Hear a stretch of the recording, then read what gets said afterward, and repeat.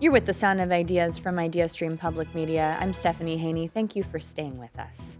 Shared Hope International is a nonprofit organization dedicated to ending sex trafficking. Every few years, this group grades how well each state is protecting children who have been commercially sexually exploited. In 2025, Ohio got a failing grade from Shared Hope International. This report card is based exclusively on state laws, and today we'll talk through why Ohio got 3 Fs and 1 D from Shared Hope International, and what the nonprofit organization, the Collaborative to End Human Trafficking, hopes will come from this latest analysis. We'll also hear the real-life story of a woman who survived being sex trafficked right here in Northeast Ohio, in Elyria, both as a child and as an adult. Now, I do want to warn our audience, we will be talking about what happened to her in some detail, so if that might be triggering for you, please listen with caution. Joining us now in studio, we have Kirsty Mounsey, President and CEO of the Collaborative to End Human Trafficking. Kirsty, thanks for being with us. Good morning. Thank you so much for having us. We also have Brittany Figler with us, the Secretary of the Survivor Advisory Council at the Collaborative to End Human Trafficking. Brittany, thank you so much for being here today. Thank you so much for having me. Now, if you would like to be part of this conversation, you can give us a call at 866-578-0903. You can also send us an email at soi@ideastream.org or message us on Instagram at The Sound of Ideas. Maybe you have a question or a comment that you'd like to share with our panel. We invite you to be part of the conversation. Now, Kirsty, first we're going to walk through the Shared Hope International report card for Ohio. So I think we have that graphic. If you're watching us on the Ohio channel and the IdeaStream Public Media YouTube page, you may be able to see that report card on the screen here. So what we saw in the report card is when it comes to inclusive definitions, Ohio received a grade of F. When it comes to protection from unjust criminalization, Ohio received a grade of F. When it comes to legal relief, Shared Hope International gave Ohio the grade of F. And when it comes to survivor center supports, Shared Hope International gave Ohio the grade of D. Now, this is a nonprofit organization looking at all of the states and focusing on state laws, specifically when it comes to sex trafficking of children. So, Kirsty, I'll ask you to explain what it is you take away from that report card. It's an important policy recommendation. So the report card really gives us guidance for us at the Collaborative and our statewide partners. We see it really as a flashlight. It's a tool to look at where are we as a state relative to the federal laws that are already there. How can we move our state and our laws and our policies forward to better serve the needs of survivors? So it is broken down into 3 Ps, which is prevention, protection, and prosecution. And we see that, and we have over the years seen that we're doing pretty well in the prosecution area. Law enforcement has driven this issue. We've looked at human trafficking as a crime. But the more we have learned over the years and the more Shared Hope has shifted their priorities as well. We have a lot of work to do around prevention and protection, and that's what you see. We have we still look at minors in our state as traffickers, as perpetrators sometimes, and that needs to change. So we need to look at children as victims. The state statute makes it, the federal statute makes it very clear. No one under the age of 18 needs to prove forced fraud or coercion to be a victim of trafficking. They're automatically a victim of trafficking. A child involved in the commercial sex industry is automatically a victim, and that's what we need to change. Brittany, as a survivor of child and adult sex trafficking, how does that report card make you feel? To be honest, it brings up a lot of frustration. Looking at that, being 35 years old now and thinking back to when I was 15, so we're talking 20 years ago, right?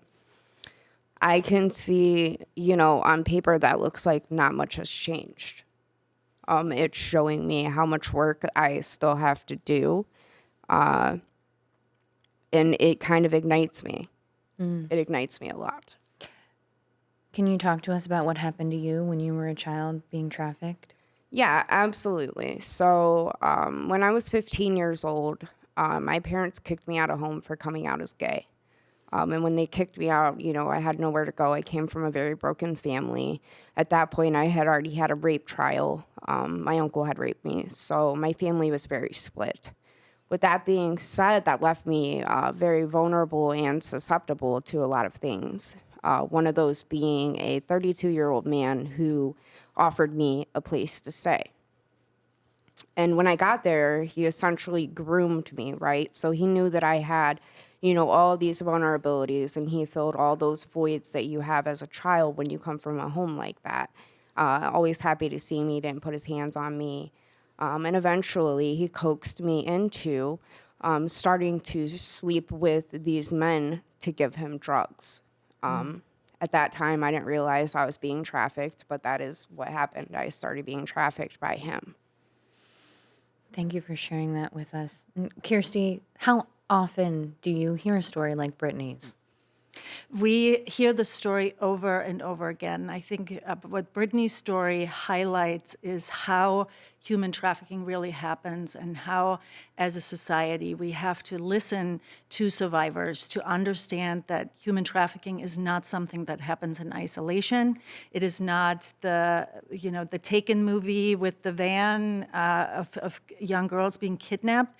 It is conditions that our society creates, like Brittany just beautifully described, conditions of poverty, of broken homes, of unsupported needs, of homelessness, being an LGBTQ teen. We hear that over and over again in Northeast Ohio, kids who are being kicked out, who are left vulnerable into conditions that allow exploitation to happen. So unfortunately, very unfortunately, Brittany's story is not one that we don't hear often. It is the same story over and over again. Brittany, can you tell us a little bit more about how that particular instance of trafficking for you came to an end? Yeah. So I was there for about 2 years. And when I was 17, somebody that my trafficker was doing interactions with wore a wire on him. And our house got raided. So one day the cops showed up, and I was in nothing but a t-shirt, and he sent me downstairs because we live in an upstairs unit to go answer the door while he flushed drugs and tried to get rid of evidence. Now, when I got down there to answer the door at that point, they kicked it in right as I got to the door. They threw me to the ground. They had guns to the back of my head, and I told them immediately I was only 17. And excuse my language, but their response to me was, "We don't care, bitch. We know you're a criminal." And they took me right upstairs, had me cuffed, sat me in a living room on a couch. Now, mind you, again, I had no panties on or anything. So I'm sitting on a couch with my hands cuffed behind my back, and I am surrounded by male detectives in the room. They started going through everything, and then finally they brought him into the living room with me, and they sat him in a chair across from me. And when he looked at them, he told them, "You guys might want to ease up on her. She's only 17. Then and only then did they believe that I was only 17. So in my mind, what that communicated was, my word means nothing. That had already been, enforced in me, but to see it play out in that instance with the police, obviously I was already in the most fear I'd ever been in my life. I knew to just obey and be quiet. So they're in there, they're going through everything, and we had a bottle of liquor, and in permanent marker on the bottom it had LSD, don't drink. That was one of the things that the police were there for. So they pick up this bottle, and as soon as they grab it, out loud, my trafficker looks at me and he says, "B, you got to tell them that's yours, that ain't mine." And I was like, "Okay, it's mine. That's my drugs. Those aren't his, that's mine." And so they pull out a test kit to test the substance to see if it comes back positive. It comes back negative, and they look at me and they say, "We're still sending this out to the lab, and if anything comes back with this, you're going to get 7 to 10 years. Wow. So even in front of them, he's forcing me to take charges for something that wasn't mine, and they were willing to do that. They were willing to charge me. And they took him off to jail that day, and I was fortunate enough that they did. But they didn't do anything to help me. They didn't separate us. They didn't pull me aside and say, hey, you know, you're only 17. What are you doing living here with this 32-year-old man that's got a criminal record 20 pages long?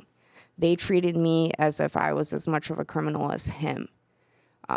But I was fortunate that they did take him off to jail, but they left me there. And so I called home crying eventually, asking, could I please come home? And my parents said, yes, as long as you go back to school and graduate. And I said, okay. So I was able to move back home and get out of that situation. But a week after I got home, I found out I was pregnant. And I was pregnant by my trafficker. Wow. And what happened from there in terms of that pregnancy? So, you know, at first I really battled with it because I didn't know how that was going to affect me and more importantly, how it would affect the baby. But ultimately, I decided to keep my son, and he was the best gift that I've ever been given in my life. He's 16 years old now. He's a straight A student. He excels in everything. His father signed over his rights, so he doesn't have a relationship nor know his dad. And I wouldn't change anything. Thank you for sharing that with us, Brittany. And, you know, I know from our previous conversation that that is not where your experience with trafficking ended. You were also a victim of trafficking as an adult. It didn't end for you when you were a child there. You were involved in bringing down a sex trafficker here recently in the past couple years that resulted in one of the harshest sentences handed down in Ohio for sex trafficking. Can you tell us just a little bit about that case? Yeah, so in that case, Stephen Gilbert was actually sentenced to the highest conviction that the state of Ohio has ever given, mandatory minimum of 172 years. I was trafficked by Stephen for almost 5 years, and not due to a lack of me trying to escape, because I did try to escape multiple times. However, I was not believed. Fortunately, April 25th of 2021, I was able to escape for the last time, and I met with Detective John Morgan of the Northeast Ohio Human Trafficking Task Force, my hero, and he was the first person in my life who ever believed me at face value. He didn't question me, you know, why didn't I this, why didn't I that? I sat down, I gave him all the information that I had, because at that point, you know, I knew that I had to save as much proof as I could, because every other time I escaped, nobody believed me. So I handed John over everything that I had, and he began the investigation into Stephen. He gave me a resource that I had never heard in my life. So at 31 years old, for the first time ever, I found out that there are places specifically for human trafficking survivors. And I went to a facility in Lexington, Kentucky for a year. And I got all the therapy, anger classes, boundary classes, battlefield of the mind. I accepted Jesus as Lord and Savior while I was there. I got a lot of healing, and I came back home to start prepping for trial. We went to trial April 17th of 2023, and I was on the stand for 2 days testifying against Stephen. And ultimately, at the end, he got found guilty of 37 felonies. Me and 6 other women had to take the stand and testify as victims. And that cross-examination was brutal. I had a defense attorney tell me that me crying while being raped was nothing but a conditioned response. When we talk about human trafficking and we talk about people being under the age of 18 and we talk about some of the things that people experience, confusion about consent gets wrapped up in this, especially when we talk about the difference between the federal law and state law, and the state of Ohio is still, in certain cases, treating child victims of sex trafficking as perpetrators. So, Brittany, you shared with me some of the transcript from that trial against Stephen Gilbert when it came to jury selection. So I'm going to read part of that now related to the issue of consent. The attorney in the case asks a juror during jury selection, "What about silence? If I ask you for consent, juror number 29, to engage in a sexual act and you don't say anything, have I received your consent?" The juror responds, I guess that would depend on my actions as well. The attorney says, okay, so there's other factors other than just spoken words. And the juror responds, absolutely, and then adds, no still means no. So when we're talking about consent, Kirsty, can you explain to us why that exchange doesn't paint the full picture of consent, and then talk to us about the difference between consent and coercion and the importance of age in this conversation? Yeah, it is very, very complex, and I am really glad we're having these conversations. It's really important to slow down and unpack these issues, issue by issue, law by law. So when we talk about consent, we talk about the sexual act between two consenting people. Typically that is peer-to-peer relationships. So when we look at Ohio law, two 16-year-olds, 16, 17-year-olds can have consenting sexual relationships. That is not for profit. That is not in an exploitative way. That is peer-to-peer. So that's where consent is really important to understand, what consenting 16, 17, 18-year-olds can do. When it comes to human trafficking, we're talking about exploitation and sexual acts for profit of someone else.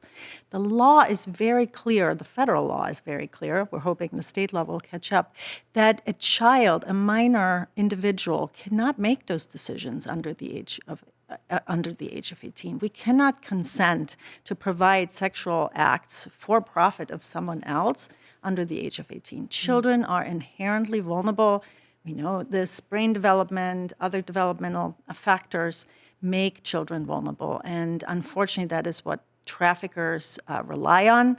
That's what traffickers exploit, is this gray zone in our rhetoric around it, and that needs to change. So there's very, very clear guidance from the law, and there's the difference. We have a call now from John in Lima. John, welcome to the Sound of Ideas. Go ahead. I guess my overall point is that, and I told the screener, I'm not a lawyer, but there's statute of limitations on everything except murder. So my point is don't wait to report. We want to get these people, right?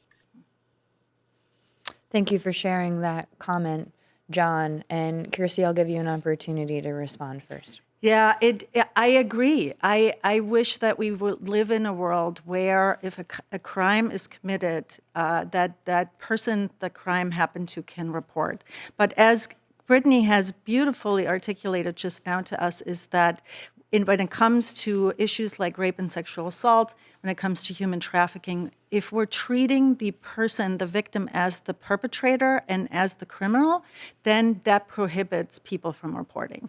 And that is the story over and over again. As long as we treat victims as criminals, people will not report. And that is, unfortunately, the barrier to all of that. Brittany, would you like to respond? Yes, please. So I reported several times. I didn't never wait. It wasn't a matter of waiting. It was a matter of being believed. It was a matter of not being treated like the criminal in the equation. In fact, I got arrested and charged with solicitation, possessing criminal tools, trying to report my trafficker. And then my face got put on the front page of the paper with an article headlined that I had been a prostitute since I was 15 years old. And included in it says that I met with the Mahoning Valley Human Trafficking Task Force.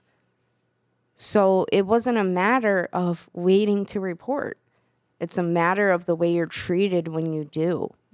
And we have that headline on the screen right now if you're watching on the Ohio channel or the IdeaStream Public Media YouTube page. And I know that Brittany and the Collaborative to End Human Trafficking actually fought to have this article taken down, but it does refer to you saying that you had been involved in, quote, prostitution since the age of 15, which is, I know, something that you're both passionate about, dispelling that conversation about the criminalization of the acts of young people under the age of 18 if we were to go with the federal law, which Ohio law has not caught up. We only have a couple minutes left here, so I want to ask Kirsty now. We got an email from a audience member in Cleveland Heights, and David B., who is a therapist, is asking about what the community can do or what we can do to try and make this problem better. So, Kirsty, I'll ask you, what are some things coming up in terms of your legislative agenda, if you can tell us in just under a minute or so? Yeah, as you can imagine from this conversation, it is very important for us legislatively to have Ohio catch up to our state, our federal law. So for us in 2026, an Advocacy Day is coming up on February 3rd. That is Ohio Advocacy Day for the issue of human trafficking. It is Human Trafficking Prevention Month, so there's lots of programming going on. But we must rectify this. We need Ohio law to catch up.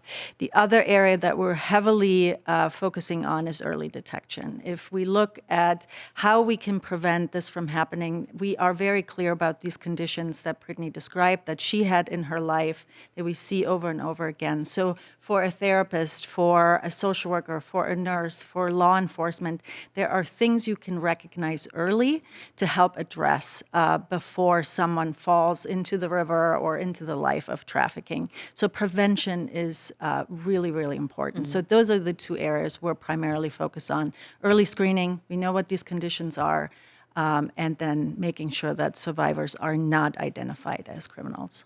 And I want to share two events that Kirsty had mentioned to me that are coming up on January 23rd in partnership with the Cleveland Rape Crisis Center. This is a virtual event that is open for all to attend. And then also on January 27th with Yasmin Vafa, that's an award-winning human rights attorney and co-founder and executive director of Rights for Girls, which is an organization dedicated to ending gender-based violence. So you can find out more about those on the Collaborative to End Human Trafficking website.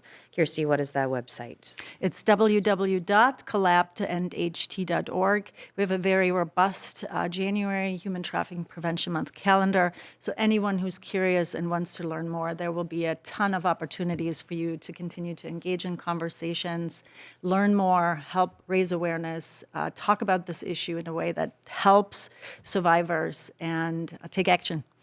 And I want to read one final email from Stephen in response to our previous caller. Stephen writes, until we can change the culture, let's extend the statute of limitations.